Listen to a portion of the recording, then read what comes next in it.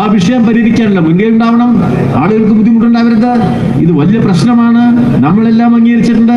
പ്രശ്നം പരിഹരിക്കപ്പെടാൻ നമ്മൾ മാത്രം വിചാരിച്ച കഴിയുന്നതല്ല, എല്ലാവരും.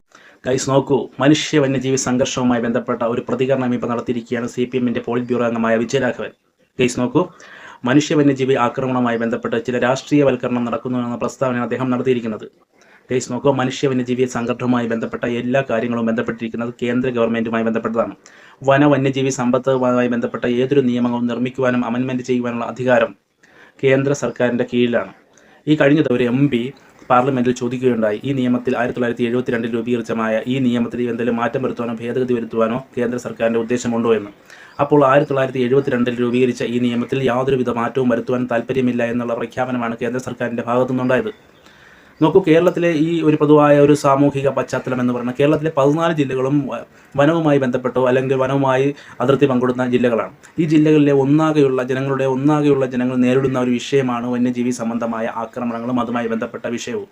അപ്പോൾ ഇതിൽ കേരളത്തിലെ ജനങ്ങളുടേതായ ആവശ്യങ്ങൾ നേടിയെടുക്കുക എന്നുള്ളത് കേരളത്തിലെ രാഷ്ട്രീയ പാർട്ടികളുടെ കൂടി ആവശ്യമാണ്. കേരളത്തിലെ ജനങ്ങളുടെ ആവശ്യം നേടിയെടുക്കുക എന്നുള്ളത് കേരളത്തിലെ ഒന്നാകെയുള്ളൊരു വിഷയമാണ്. അത് രാഷ്ട്രീയവൽക്കരിക്കേണ്ട യാതൊരു കാര്യവുമില്ല.